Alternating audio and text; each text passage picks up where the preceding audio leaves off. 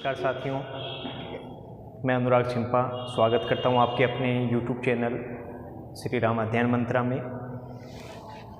आपको पता ही है हमारा अलंकार प्रकरण चल रहा है, अलंकार लगातार चल रहे हैं।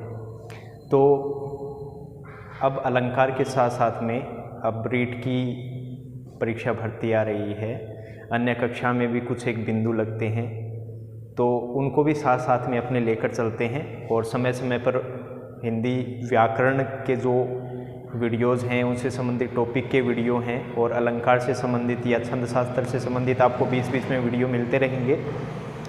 तो आज से हम हिंदी व्याकरण भी शुरू कर रहे हैं और उसका पहला टॉपिक है वर्ण विचार, क्योंकि वर्णों के बारे में अपने को पता रहेगा तो उससे आगे अपने शब्द भी बना पाएंगे, शब्दों के बारे में भी अपने अध्ययन करेंगे कि कौन कौन से शब्द होते हैं अर्थ के आधार पर, उत्पत्ति के आधार पर। और उसके बाद में संधि एक मुख्य विषय हो जाता है जो हर प्रतियोगी परीक्षा में आता है। और कक्षा 9 के अंदर वर्ण विचार है टॉपिक, तो कक्षा 9 के विद्यार्थियों के लिए भी ये फायदेमंद रहेगा। और अन्य प्रतियोगी परीक्षा जैसे पटवारी हो गई, रीट हो गई, कांस्टेबल, एसआई या नेट का हो गया, KVS, NVS, first grade, second grade, third grade में भी ये सब में काम में रहेगा आपके। तो आज से शुरू करने जा रहे हैं अपने वर्ण विचार। तो पहला अपना प्रकरण रहेगा वर्ण विचार। देखिए,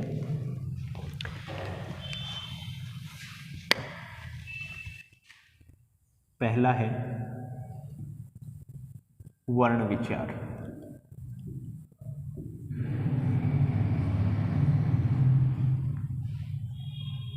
कक्षा 9 के लिए लाभदायक व अन्य परीक्षाओं के लिए आपके रहेगा।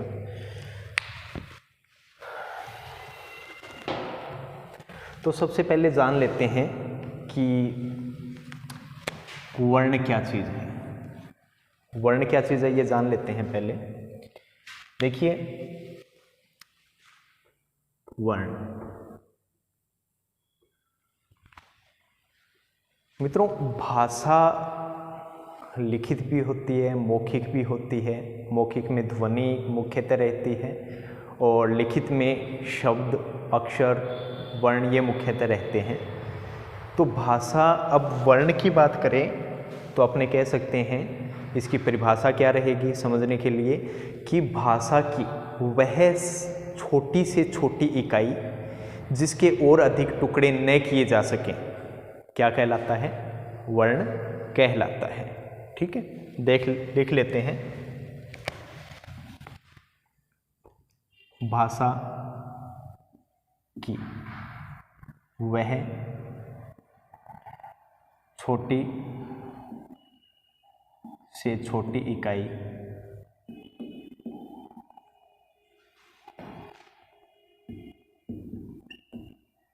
जिसके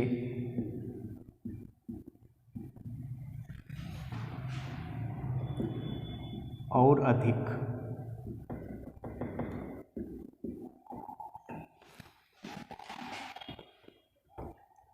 खंड या कह सकते हैं टुकड़े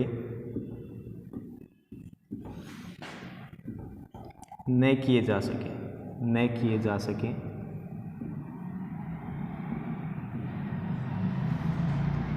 वर्ण कहलाते हैं। ठीक है मित्रों, अब कैसे कहलाएंगे उससे पहले अपने जान लेते हैं साथ साथ में कि इन वर्णों को कितने भागों में बांटा गया है।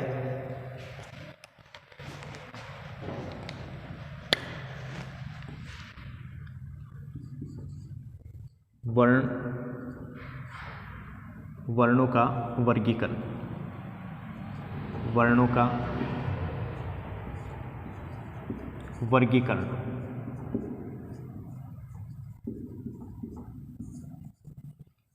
कौन कौन से दो भाग हो जाएंगे?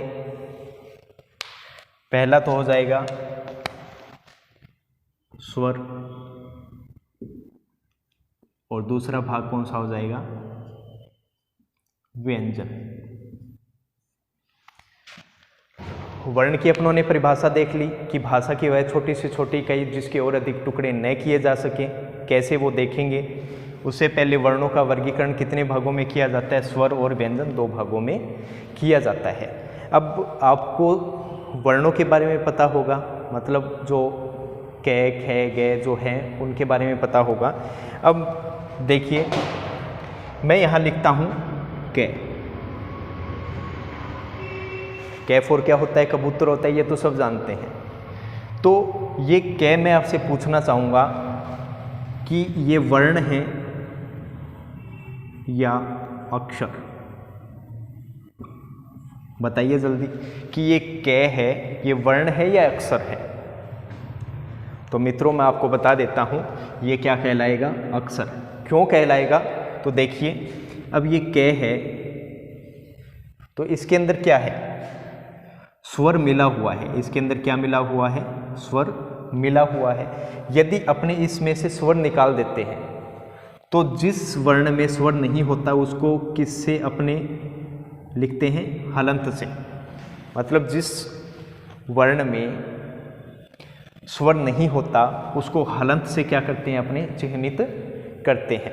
अब देखिए ये वर्ण क्यों नहीं है, अक्षर क्यों है, क्यों, क्योंकि इसके अंदर क्या है, स्वर मिला हुआ है।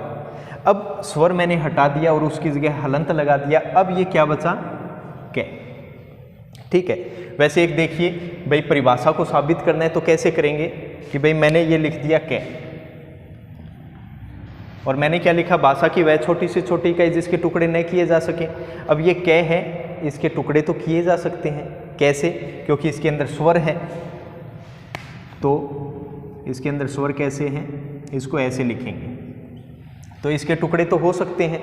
तो ये वर्ण नहीं है, ये क्या कहलाएगा, अक्षर कहलाएगा। क्या कहलाएगा, अक्षर कहलाएगा, क्योंकि इसके अंदर स्वर मिला हुआ है। अब क्या इसके टुकड़े किए जा सकते हैं, इस कै के टुकड़े किए जा सकते हैं, नहीं किए जा सकते, तो ये क्या कहलाएगा, वर्ण कहलाएगा। क्या कहलाएगा, वर्ण कहलाएगा, क्योंकि इस कै के अब टुकड़े नहीं किए जा सकते, इसलिए ये क्या कहलाएगा, वर्ण। और इसके टुकड़े किए जा सकते हैं और इसमें स्वर सम्मिलित है, तो ये क्या कहलाएगा, अक्षर कहलाएगा। ठीक है मित्रों, यहाँ तक समझ में आया होगा आपको। और अब बात करते हैं वर्णों के वर्गीकरण पे, कितने भागों में बांटा गया स्वर और व्यंजन। ठीक है, लेकिन उससे पहले 2-3 प्रश्न हैं वो देख लेते हैं।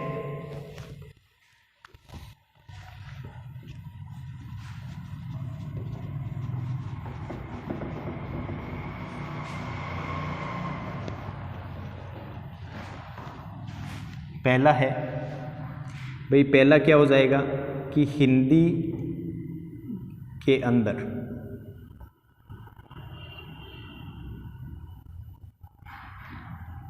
मूल वर्णों की संख्या, मूल वर्णों की संख्या कितनी है। और दूसरा, हिंदी के अंदर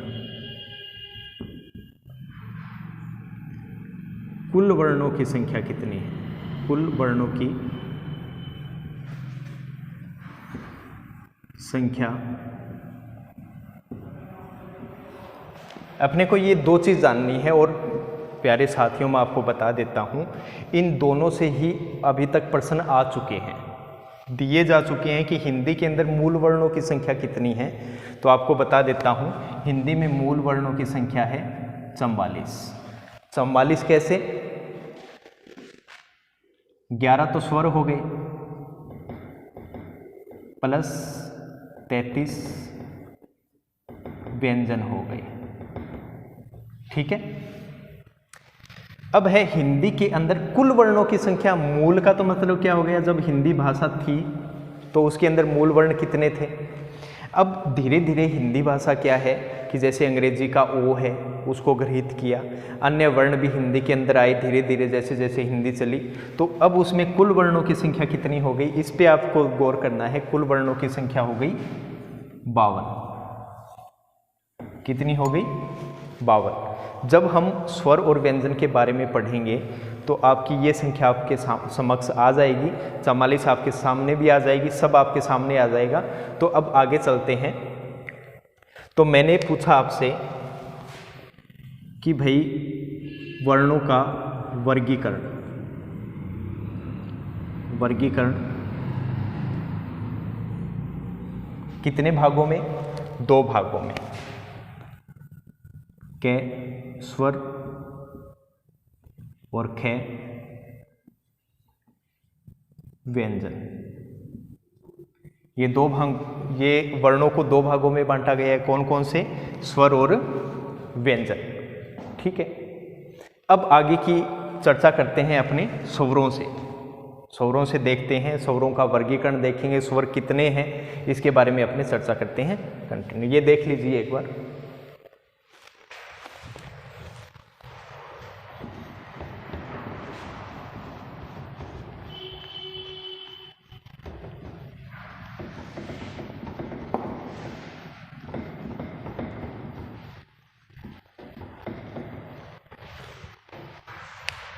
शुरू करते हैं अपने। पहला बिंदु अपना है स्वर। सबसे पहले बात आती है कि स्वर कहते किसे हैं। तो स्वर किसे कहते हैं ये आपको पता होना चाहिए।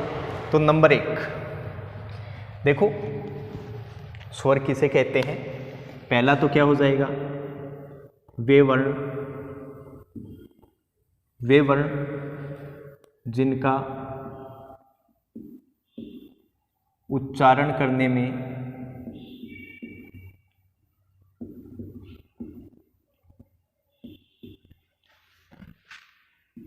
अन्य वर्णों की सहायता नहीं लेनी पड़ती।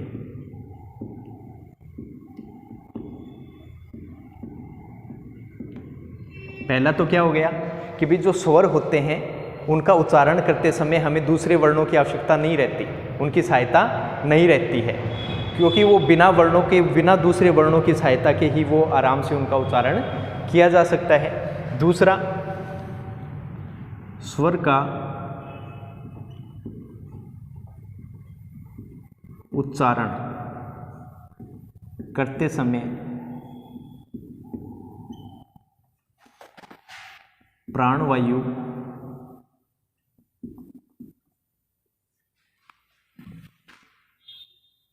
सीधे मुख विवर से, स्वर का उच्चारण करते समय जो प्राणवायु, जो अपनी श्वास वायु होती है, वो सीधे मुख विवर से बिना किसी मुख अवयवों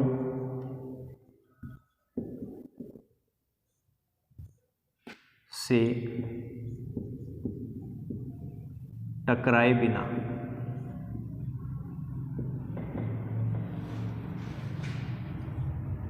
बाहर निकलती है।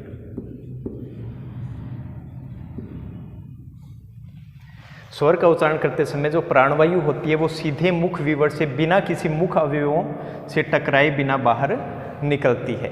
मुख अवयव कौन से हो गए? मुख अवयव कौन से हो गए? कंठ, तालु, मूर्धा, दंता और ओष्ठ। मतलब जब हम स्वर का उच्चारण करते हैं, तो जो अपनी श्वास वायु, प्राणवायु होती है वो सीधे मुख से क्या निकलती है? बाहर निकलती है। वो कंठ, तालु, मूर्धा, दंता, ओष्ठ आदि जो मुख के अवयव हैं उनसे टकराती नहीं है। तो वो क्या कहलाते हैं? स्वर कहलाते हैं। अब बात करते हैं स्वरों की संख्या कितनी है। स्वर की संख्या स्वरों की संख्या कितनी है, कितनी आप बता पाएंगे? आज पहले जब मैंने आपको बताया था कि हिंदी में जो मूल वर्ण है उनकी संख्या कितनी है 44, उसमें मैंने आपको बताया कि 11 स्वर होते हैं और 33 व्यंजन होते हैं। तो स्वरों की संख्या कुल कितनी है? 11। कितनी है? 11। कौन कौन से स्वर हो जाएंगे? ए, आ, इ, ई, उ, री, ए,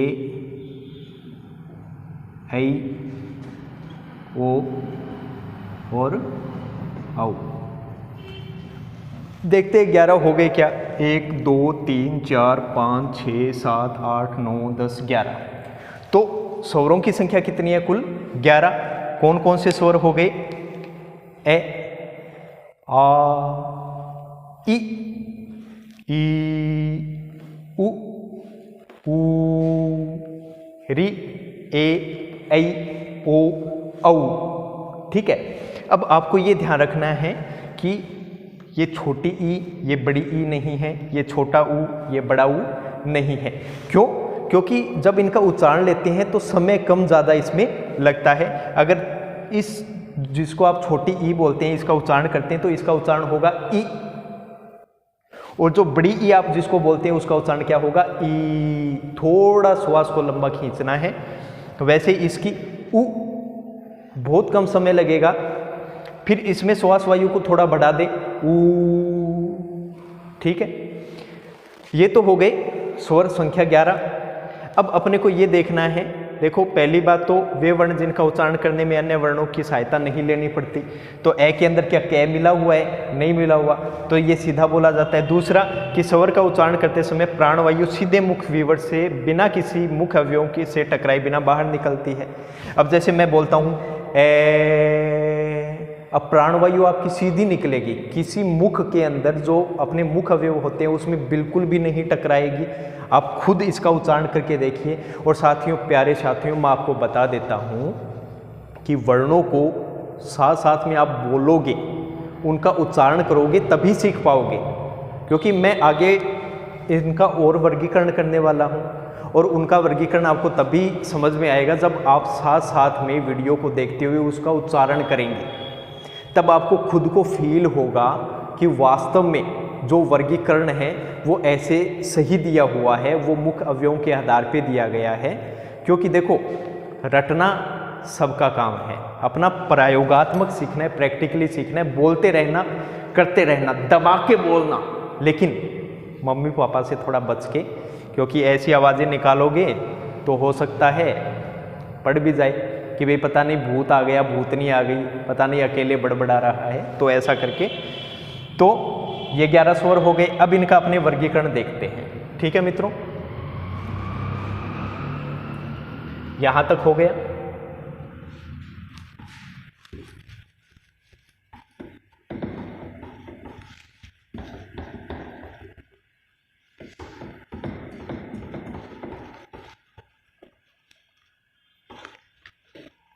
अब देखते हैं अपने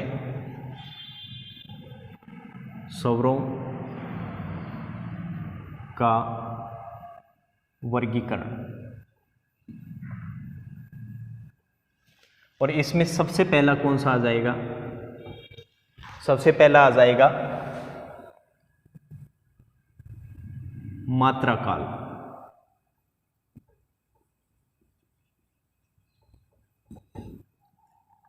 उच्चारण की मात्रा काल के आधार पर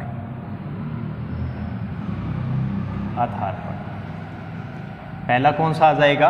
उच्चारण की मात्रा काल के आधार पर, कि भाई जब अपने स्वरों का उच्चारण करते हैं तो काल मतलब अवधि, उनका उच्चारण करने में कितना समय लगता है, उसके आधार पर सबसे पहले देख लेते हैं। और उच्चारण की मात्रा काल के आधार पर स्वरों को 3 भागों में बांटा गया है। कौन कौन से हैं? पहला है ह्रस्व, दूसरा है दीर्घ, तीसरा है प्लुत। ठीक है मित्रों, तो उच्चारण की मात्रा काल के आधार पर स्वरों को कितने भागों में बांटा गया है? 3 भागों में, ह्रस्व, दीर्घ और प्लुत। बारी बारी से एक एक को देख लेते हैं।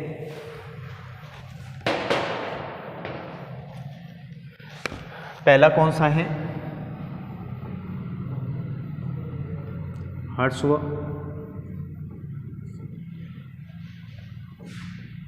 ह्रस्व स्वर। पहला कौन सा हो गया? ह्रस्व स्वर। तो इसकी हेडिंग क्या हो जाएगी कि इनका उच्चारण करने में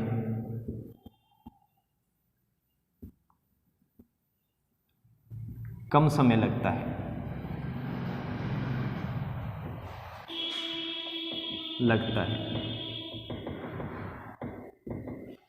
इनका उच्चारण करने में बहुत कम समय लगता है। और ह्रस्व स्वर में कौन कौन से आ जाएंगे? पहले तो आपको वो 11 स्वर पता होने चाहिए। कौन कौन से 11 स्वर हैं? 11 स्वर कौन कौन से हैं?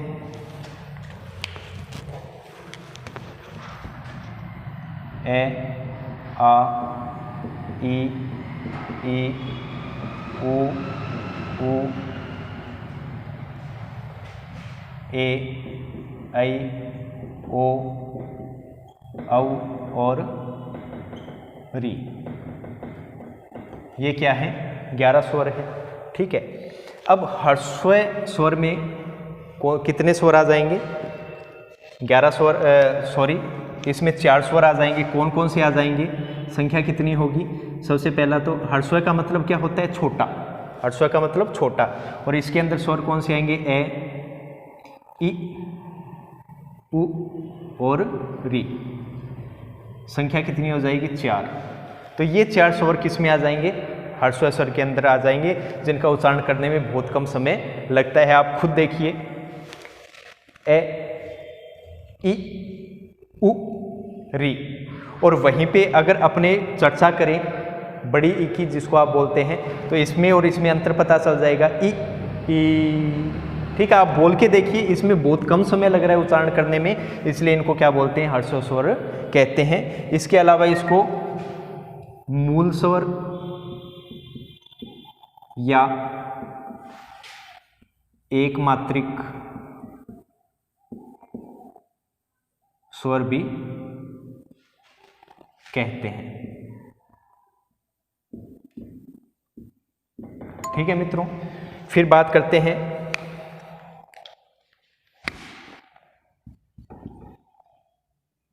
दूसरा भाग है दीर्घ स्वर। कौन सा है? दीर्घ स्वर। ठीक है। तो इसमें क्या लिखेंगे अपने?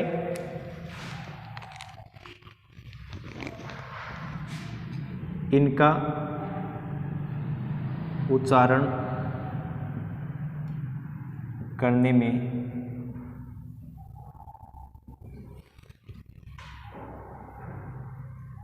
ह्रस्व से दुगुना समय लगता है। कितना लगता है? दुगुना समय लगता है। और इनकी संख्या कितनी है? देख लेते हैं। इनकी संख्या देखिए, आ, बोल के देखिए, आ। अब इसको देखिए, ए, इसको देखिए, आ। उच्चारण करते समय तो आपको पता चलेगा कि इनका उच्चारण करने में ह्रस्व स्वर से कितना समय अधिक लगता है? दुगुना समय लगता है। इसके बाद में ई, उ, ओ, औ, ए, ऐ। ठीक है मित्रों, अब देखिए इनकी संख्या कितनी है? 7। कितनी है संख्या? 7। अब आप इस ई को देखिए, ई, इसका उच्चारण कीजिए, ई। तो देखिए इससे दुगना समय किस में लग रहा है? दीर्घ स्वर में दुगना समय लगता है। किससे? ह्रस्व स्वर से उच्चारण करने में। तो ये 7 हो गए। अब तीसरा आता है अपना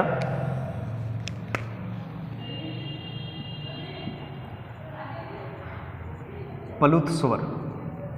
तीसरा कौन सा आता है? प्लुत स्वर। ठीक है।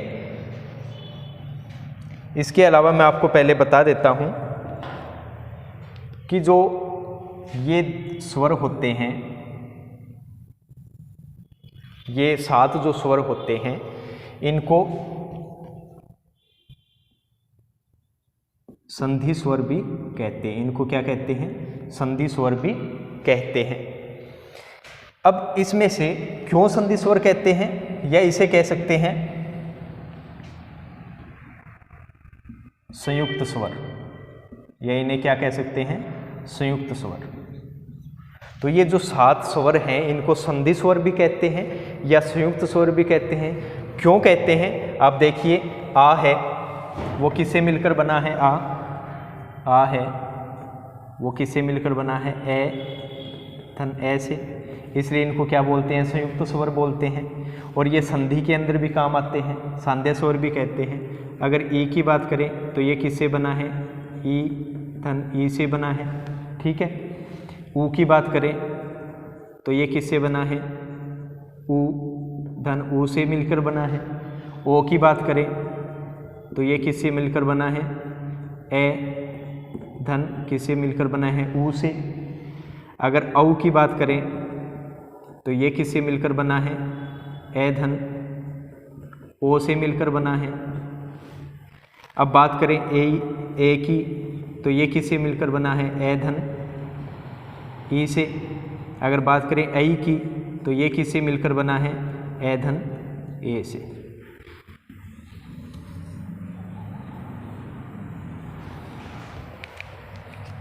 इनको क्या बोलते हैं? संधि स्वर भी बोलते हैं। इनको संधि स्वर भी बोलते हैं। आप गौर से देख लीजिए, क्यों संधि स्वर बोलते हैं? क्यों? क्योंकि ये संधि के अंदर काम आते हैं। दीर्घ संधि के अंदर, गुण संधि के अंदर, गुण दीर्घ के अंदर और यण आयादि आदि के अंदर ये काम में आते रहते हैं, इसलिए इनको संधि स्वर कहते हैं। फिर संयुक्त स्वर क्यों कहते हैं? क्योंकि ये 2 स्वरों से मिलकर बने होते हैं। यहाँ तक आपको समझ में आ गया होगा। अब बात करते हैं प्लुत स्वर की।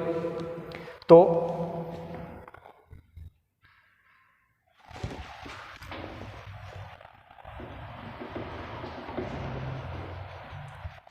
इनका उच्चारण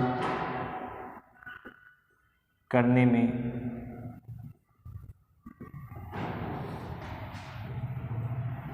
ह्रस्व से तिगुना समय लगता है। तिगुना समय लगता है। कितना समय लगता है?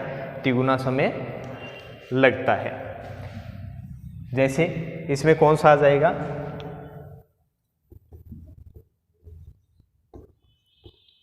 ओम। अपने उच्चारण करते हैं ओम, तो इसमें कितना समय लगा? तिगुना। देखो ह्रस्व में देखिए ई, फिर दीर्घ देखिए ह्रस्व से दुगुना समय लगता है, तो देखिए ई। और प्लुत ह्रस्व से तिगुना समय लगता है, तो देखिए ओ। तो ये आपकी क्या हो गई?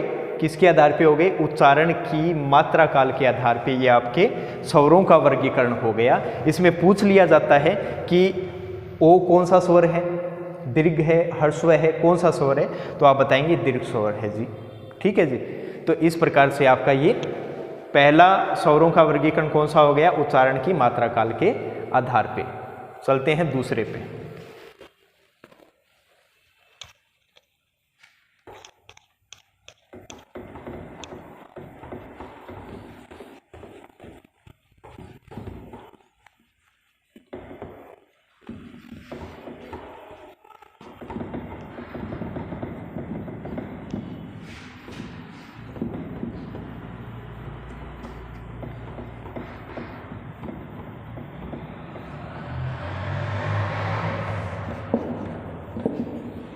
अब चलते हैं दूसरे वर्गीकरण पे।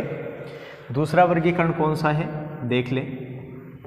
दूसरा वर्गीकरण है उच्चारण के आधार पर वर्गीकरण। कितने भाग होते हैं? उच्चारण के आधार पे स्वरों का वर्गीकरण कितने भागों में किया गया है? 2 भागों में। पहला कौन सा हो जाएगा? अनुनासिक। कौन सा हो जाएगा? अनुनासिक।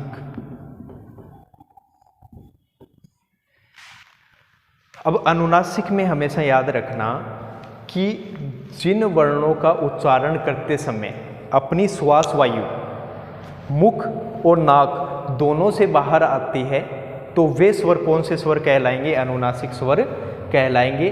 और इनको किसके माध्यम से अपने प्रस्तुत करेंगे? ऊपर चंद्र बिंदु लगाकर इनको प्रस्तुत करेंगे। तो मैं लिख देता हूं इसके अंदर जो अनुनासिक स्वर होते हैं तो प्राणवायु, मुख व नासिका।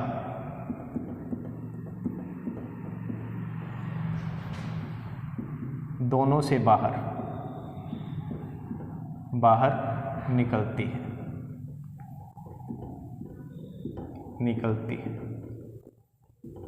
ठीक है। प्राणवायु मुख व नासिका दोनों से बाहर निकलती है।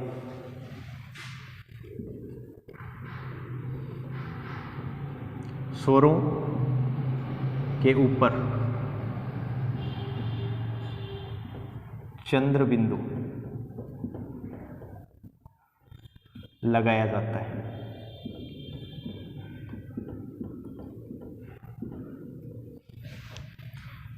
या अनुस्वार।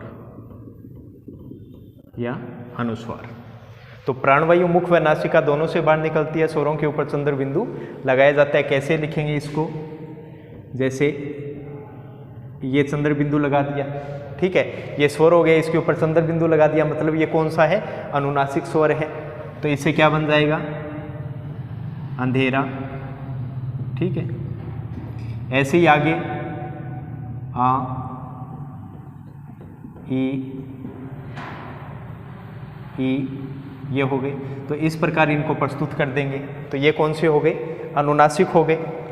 अब दूसरा कौन सा हो जाएगा? निरनुनासिक। तो दूसरा वर्गीकरण इसका कौन सा हो जाएगा? निरनुनासिक। और इसमें क्या रहेगा? प्राणवायु केवल मुख से बाहर। प्राणवायु केवल किससे? मुख से बाहर ही निकलेगी। तो निरनुनासिक में स्वरों का उच्चारण करते समय जो प्राणवायु होती है वो केवल किससे बाहर निकलती है? मुख से बाहर निकलती है। और इसमें सीधे सीधे आप लिख सकते हो, जैसे ए, आ, ई आदि आपने लिख दिया। ठीक है। तो ये इसका दूसरा वर्गीकरण हो गया, उच्चारण के आधार पे स्वरों का वर्गीकरण हो गया। अब चलते हैं तीसरे आधार पर। ये देख लीजिए,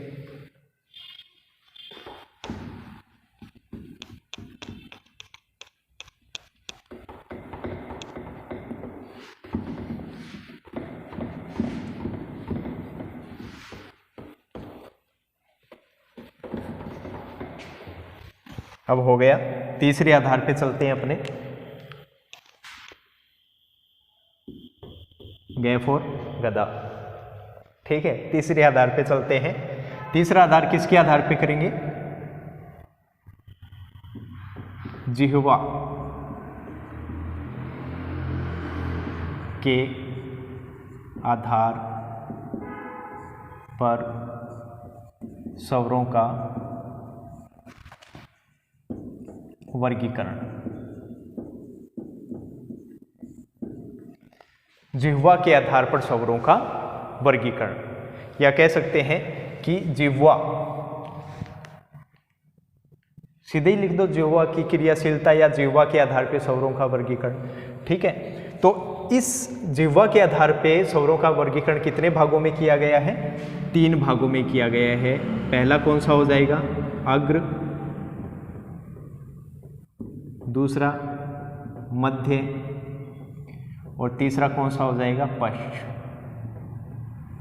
ठीक है मित्रों, तो आप सीधे भी कह सकते हैं कि जिह्वा के आधार पे स्वरों का वर्गीकरण, या सीधे ये भी कह सकते हैं कि जिह्वा की क्रियाशीलता के आधार पर स्वरों का वर्गीकरण। जिह्वा का मतलब जीभ, ठीक है।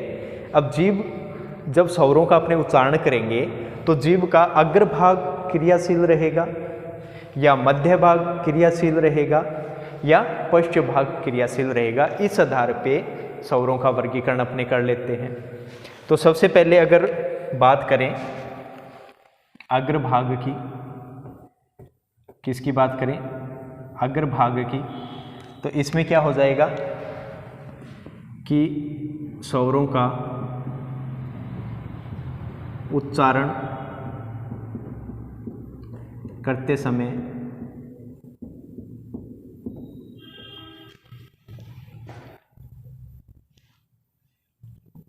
जिह्वा का अग्रभाग सक्रिय रहता है। क्या रहता है? अग्रभाग सक्रिय रहता है, ठीक है। और अग्रभाग में कौन कौन से आ जाएंगे? इसमें 4 स्वर आ जाएंगे। कौन कौन से? एक तो आ जाएगा ई, एक आ जाएगा ई, एक आ जाएगा ए, एक आ जाएगा ऐ। संख्या कितनी होगी? 4। तो अगर जिह्वा की क्रियाशीलता के आधार पे देखें और उसके अंदर भी जीभ के अग्रभाग की क्रियाशीलता के आधार पे देखें, तो स्वरों का जब उच्चारण करते हैं, इन 4 स्वरों का जब अपने उच्चारण करते हैं, तो अपने जो जीभ का अग्रभाग है वो ही क्रियाशील रहता है। अब इनका उच्चारण करके देख लीजिए। ई, आपको पता चलेगा कि जीभ के अग्रभाग का प्रयोग अपने सबसे ज़्यादा कर रहे हैं। ई, ए, ऐ। आप खुद उच्चारण करके देखिए, आपको पता चलेगा कि जीभ के अग्रभाग पे सबसे ज़्यादा दबाव पड़ रहा है और अग्रभाग जीभ का सक्रिय रह रहा है। कब? जब ये 4 स्वरों का अपने उच्चारण कर रहे हैं। अब बात करते हैं दूसरा, मध्य। जीभ का कौन सा? मध्य भाग। अब आप इसमें लिख सकते हैं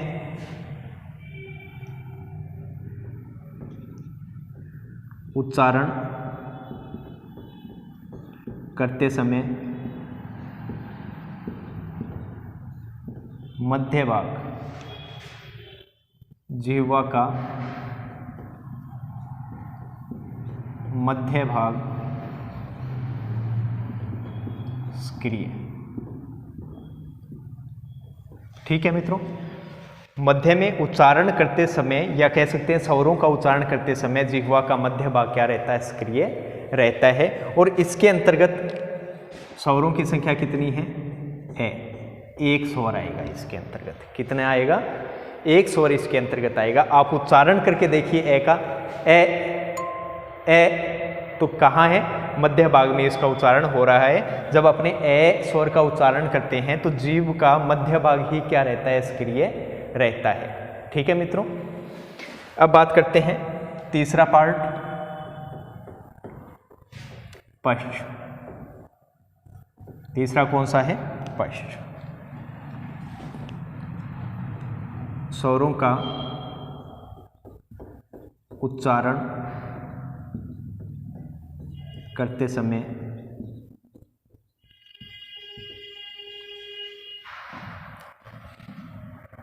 जिह्वा का पश्च भाग सक्रिय, पश्च भाग सक्रिय रहता है। तो अगर पश्च की बात करें तो इसके अंतर्गत स्वरों का उच्चारण करते समय जिह्वा का कौन सा भाग सक्रिय रहता है? पश्च भाग सक्रिय रहता है। और इसमें आने वाले स्वरों की संख्या कितनी है? बाकी जो बचे हैं लिख दो, री को छोड़कर। देखते हैं कौन कौन से आ जाएंगे इसके अंतर्गत। एक तो आ जाएगा आ,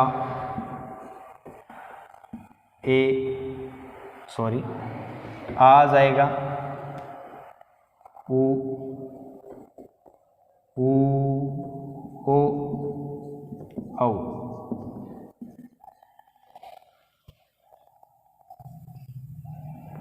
संख्या कितनी हो जाएगी? एकरी। संख्या कितनी हो जाएगी? 6। अब इस पार्ट के अंदर भी देख लो, इसको जीवा के आधार पे स्वरों का वर्गीकरण 3 भागों में बांटा, अग्र, मध्य, पश्च। अपने पास स्वरों की संख्या कितनी है? 11। 11 में से 4 स्वर है, ई, ए, ऐ। ये जो 4 है वो जीव के अग्र भाग पर आ जाएंगे। ए की बात करें तो मध्य भाग में, और आ, उ, ओ, औ और री की बात करें तो ये जीवा की पश्च जो क्रियाशीलता है उसके आधार पे आ जाएंगे। आप इसमें डिफरेंस करने के लिए इन 11 वर्णों का उच्चारण करके देखिए।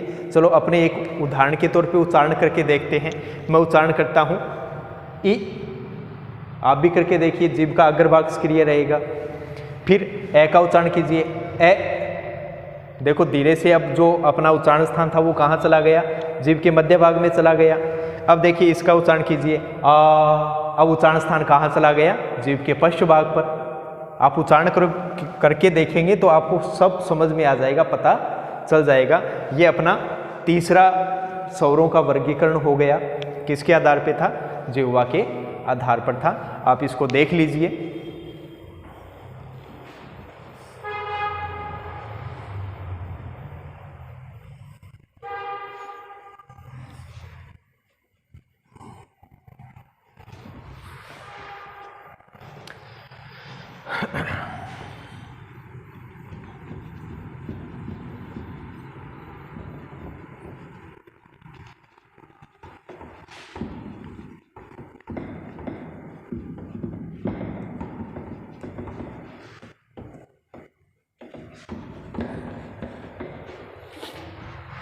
अब बात करते हैं स्वरों के वर्गीकरण में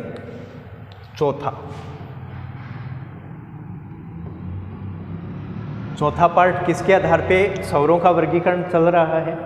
3 वर्गीकरण अपनों ने देख लिए। अब देखते हैं ओष्ठ की आकृति के आधार पर।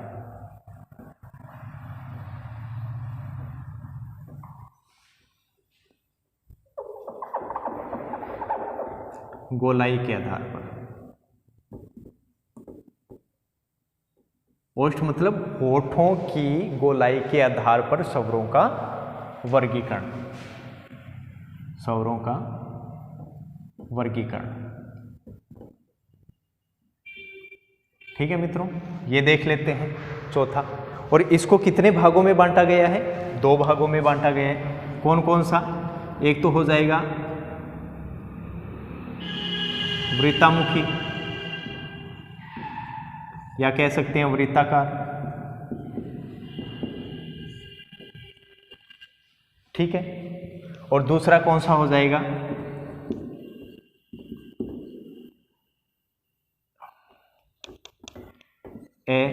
अवृत्तमुखी। कह सकते हैं वृत्तमुखी या वृत्ताकार, या कह सकते हैं अवृत्तमुखी या अवृत्ताकार। ठीक है मित्रों, अब सीधा सीधा जैसा शब्द दे रखा है उसी के आधार पे देख लीजिए कि भाई इसमें होठ की जो गोलाई है वो कैसी रहती है? वृत्ताकार रहती है। और इसमें जो होठ की गोलाई है वो अवृत्ताकार रहती है, वृत्त नहीं बना रहता। तो आप इसमें देख सकते हैं, मैं आपको लिख देता हूं, उच्चारण करते समय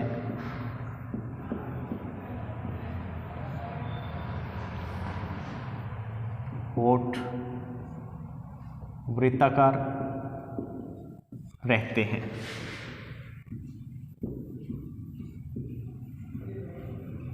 वृत्ताकार रहते हैं। और इसमें स्वर कौन कौन से आ जाएंगे? एक तो आ जाएगा उ, एक आ जाएगा ऊ, एक आ जाएगा ओ, एक आ जाएगा औ। संख्या कितनी हो गई? 4। अब जब आप इन स्वरों का उच्चारण करके देखेंगे तो आपका जो होठ है वो कैसा रहेगा? गोल रहेगा। कैसा रहेगा? गोल रहेगा। देखो ऊ, ऊ, ओ, औ। तो इनका जब उच्चारण करते हैं तो होठ कैसे रहते हैं? वृत्ताकार रहते हैं, गोल रहते हैं। और इसमें जो स्वरों की संख्या है वो कितनी आ जाएगी? 4 आ जाएगी। अब बात करते हैं अवृतमुखी या अवृत्ताकार। जिन स्वरों का उच्चारण करते समय होठ की आकृति गोल न रहकर और कोई भी आकृति रहती है तो वो कौन से कहलाते हैं? अवृत्ताकार रहता है। तो इसमें मैं लिख देता हूं, उच्चारण करते समय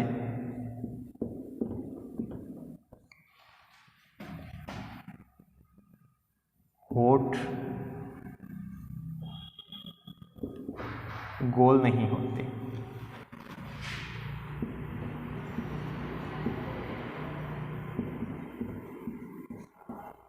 और इसमें कौन कौन से स्वर आ जाएंगे? इसमें स्वर आ जाएंगे ए, आ, ई, ए, ऐ। 1 2 3 4 5 6 संख्या में कितने आ जाएंगे? 6। तो वृत्ताकार के अंतर्गत कितने स्वर आ जाएंगे? 4। और अवृत्ताकार के अंतर्गत कितने आ जाएंगे? 6। अब इसको बोलिए, एक तो उ, या इसको बोलिए ऊ, अब इसको बोलिए आ। तो इसमें होठ गोल नहीं रहते हैं।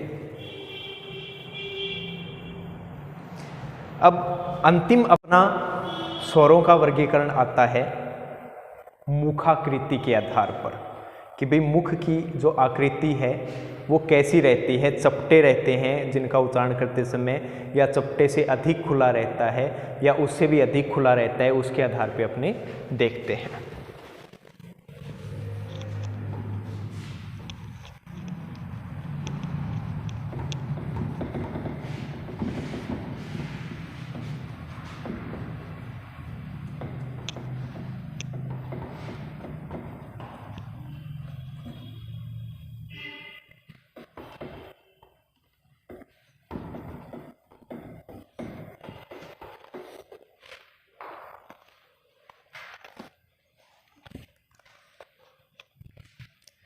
अगला पार्ट आता है अपना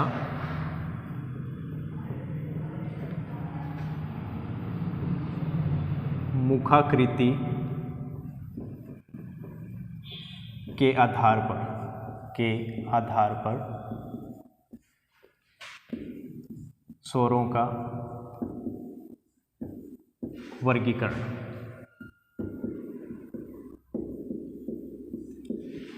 मुखाकृति के आधार पर स्वरों का वर्गीकरण कितने भागों में बांटा गया है? 4 भागों में बांटा गया है। कौन कौन से भाग हैं? एक तो है संवृत, एक है अर्धसंवृत,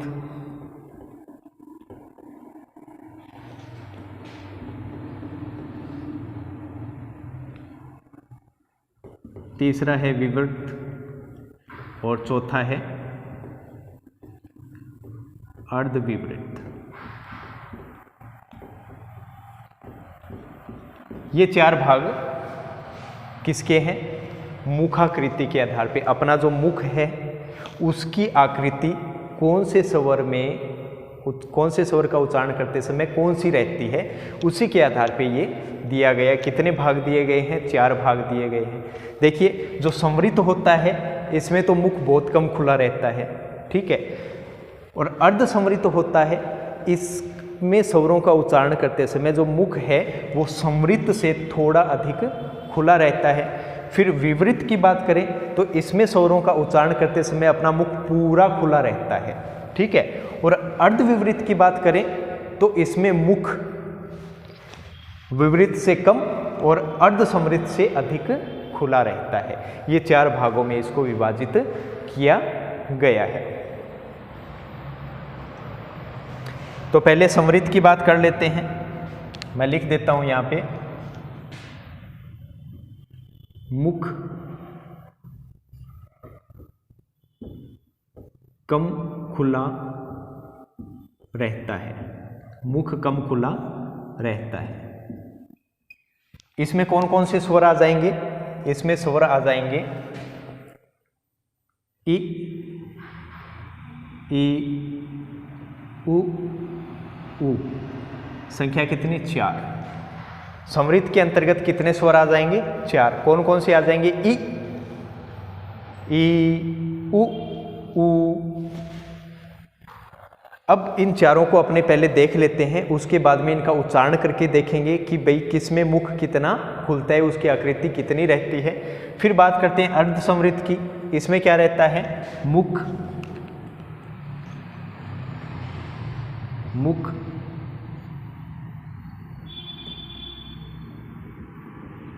समृद्ध से थोड़ा अधिक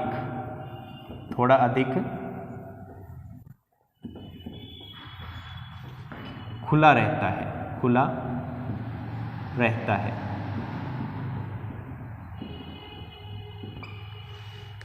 देखो समृद्ध के अंदर तो कम मुख खुला रहता है, इसके अंदर मुख समृद्ध से थोड़ा अधिक खुला रहता है। और इसमें स्वर कौन सा आ जाएगा? कौन कौन से स्वर आ जाएंगे? एक तो आ जाएगा ए और एक स्वर आ जाएगा ओ। संख्या कितनी आ जाएगी? 2। देख लीजिए।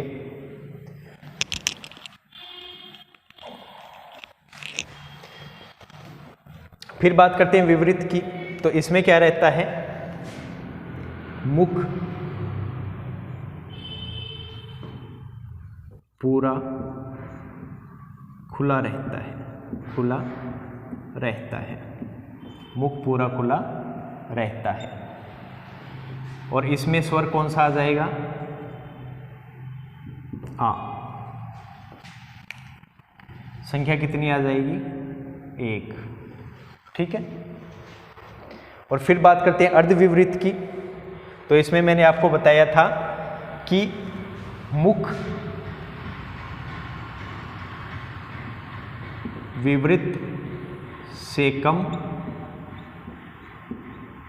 तथा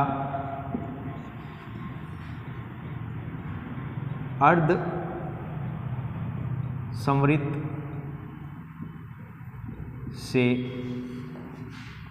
अधिक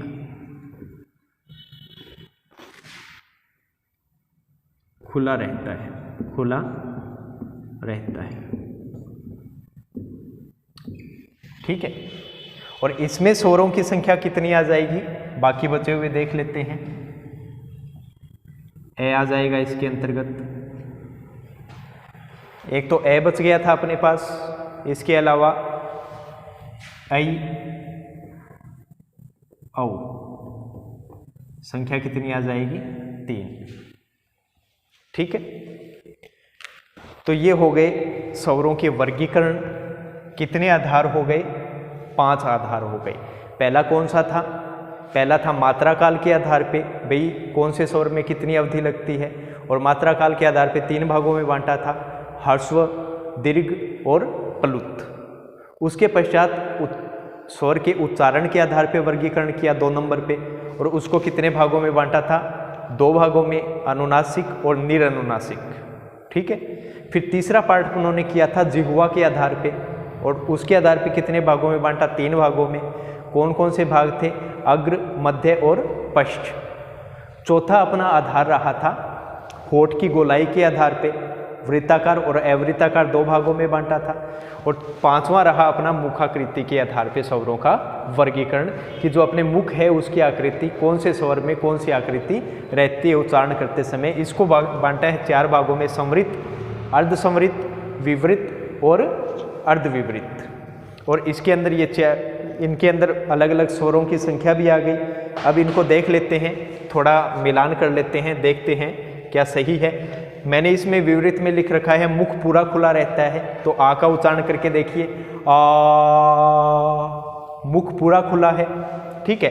फिर देखो समृद्ध में मुख बहुत कम खुलता है, तो इनका उच्चारण कीजिए। इ, ऊ, ऊ। बहुत कम खुल रहा है, उच्चारण करके देखिए। फिर देखो अर्ध समृद्ध में समृद्ध से अधिक मुख खुला रहता है, तो इनका उच्चारण कीजिए। ए, ओ। खुद उच्चारण कीजिए। देखो मैं इसका उच्चारण कर रहा हूँ ऊ। फिर इसका उच्चारण कर रहा हूँ ओ, थोड़ा आपको लगेगा कि थोड़ा अधिक खुल रहा है। फिर विवृत का मैंने बताया पूरा मुख खुला रहता है जैसे आ, और फिर अर्धविवृत में मैंने क्या बताया कि मुख विवृत से थोड़ा सा क्या रहता है कम, लेकिन अर्ध संवृत से क्या रहता है अधिक रहता है। करके देखिए इसका उच्चारण ए आ में पूरा, अ में थोड़ा कम, लेकिन अर्ध संवृत से देखो इसमें क्या है ए आ। ठीक है, तो आप इनका बार बार उच्चारण करके देखेंगे तो आपको बड़े अच्छे से समझ में आएगा। तो आगे के ये तो अपने स्वरों का वर्गीकरण हो गया। अब बात करेंगे अगले वीडियो में व्यंजन की बात करेंगे और व्यंजनों का वर्गीकरण भी देखेंगे, व्यंजनों को कितने आधार पे बांटा गया वो सब देखेंगे। मिलते हैं अगले वीडियो में। जय हिंद, जय भारत मित्रों।